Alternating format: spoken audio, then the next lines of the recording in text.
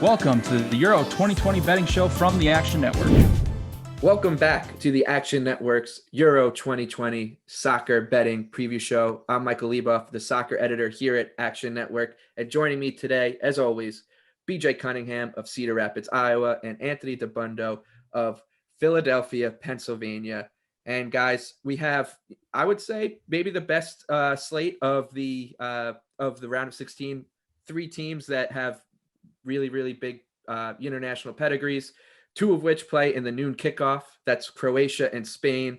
Spain are prohibitive favorites right now. They're minus 160 to win on the 90-minute money line. Croatia coming at like around 5.5 to 1. Spain minus 305 to advance at the moment. Croatia plus 220. We didn't really see too much from Croatia in the group stage. They are pretty lucky to advance. Their expected goals numbers are pretty poor, minus 1.4.5 basically on the expected goals differential. The exact opposite is true of Spain. 9.4 expected goals for, 2.8 against. They finally scored against found the back of the net against Slovakia with 5 goals, a couple of which were very strange, but hell, they'll take them. BJ, Spain, obviously you're going to have to lay it if you're going to bet them, but it's really, really hard to make a case for the Croatians in this match based on what we've seen. Is this something where you actually do feel comfortable laying the wood? I don't know if I feel comfortable laying that big of a money line. Spain, obviously their positive regression came in a huge way against Slovakia.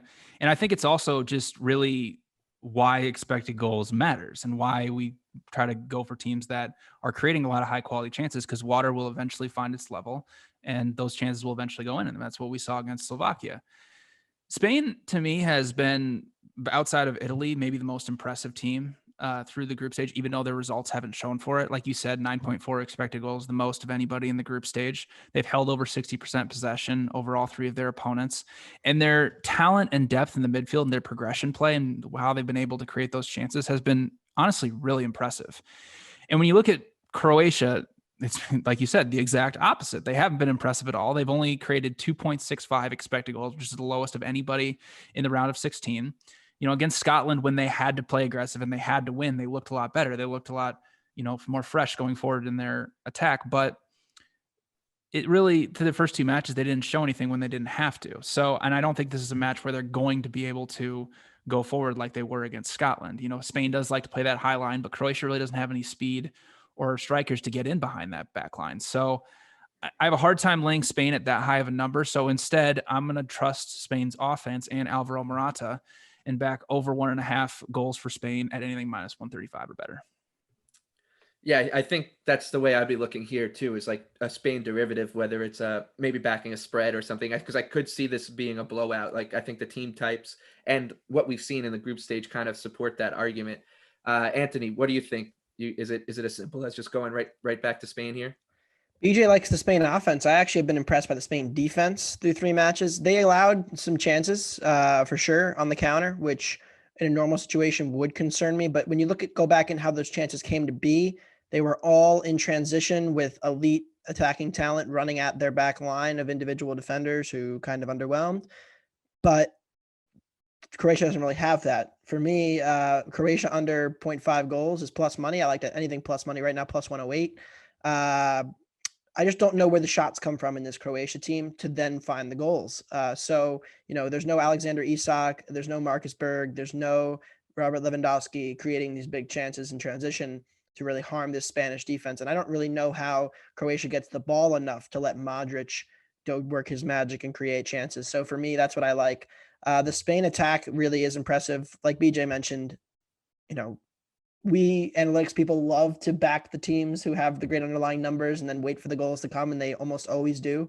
And so, Spain definitely worth it, but I think there's also a very real chance here where it's a 1-0 game and Spain just chokes it off, or 2-0 game and Spain just chokes it off and says, we're going to pass the ball around and have some conservative possession and keep Croatia off the board. Speaking of teams that like to, put a stranglehold on the game, the French and Didier Deschamps, they're taking on Switzerland. France is one of the biggest favorites of the round at minus 190 at the moment. Switzerland 6.5 to 1. The expected goals numbers, honestly, for France, they're the type of team where I kind of can just throw them out the window. They're barely above. They're barely like net positive in expected goals through the group stage. They were in the group of death though, so you got to remember that. Switzerland, they created 4.2 expected goals, allowed 4.4. Obviously, we saw them. They got worked by Italy a little bit, but looked all right in the other two matches. And similarly to the Croatia Spain match, it's really hard. And as someone who loves to bet underdogs, I'm having a really hard time getting to this number. It's not that big, right? Like it's 6.5 to 1 on the three-way money line. I just don't think it's that big to advance. It's like 3.5 to 1. Not that interesting to me. So I maybe another match where I look for some like France derivatives, maybe the under. Those are kind of where I'm looking right now. But Anthony, is there anything you're seeing in particular in this one? Yeah, give me the Swiss +1, -110. Love it.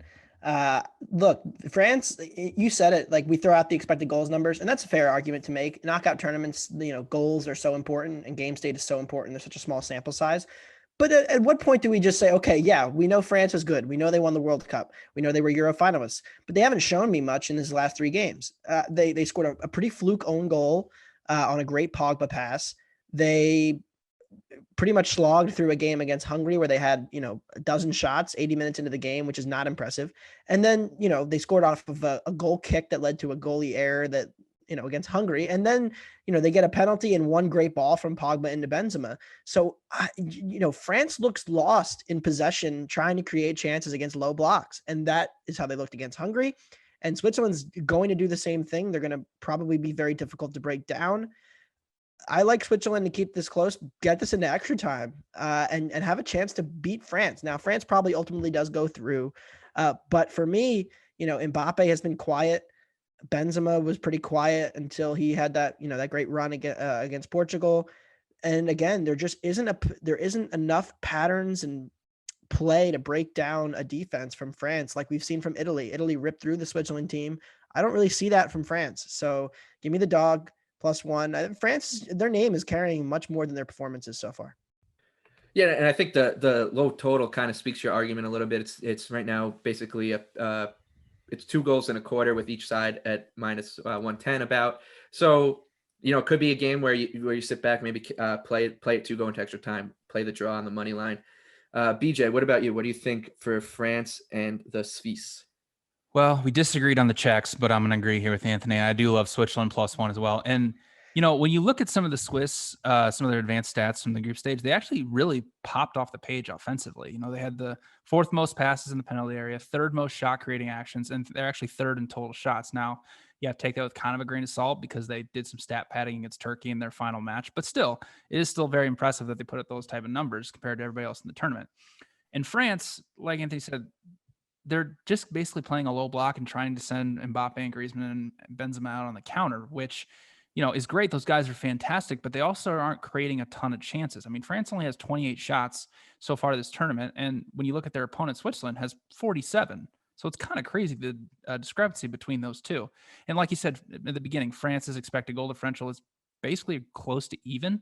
So they really haven't been that impressive. So yeah, I love the Swiss here along with Anthony. Yeah, +1 at -110 or better. Yeah, totally agree with that.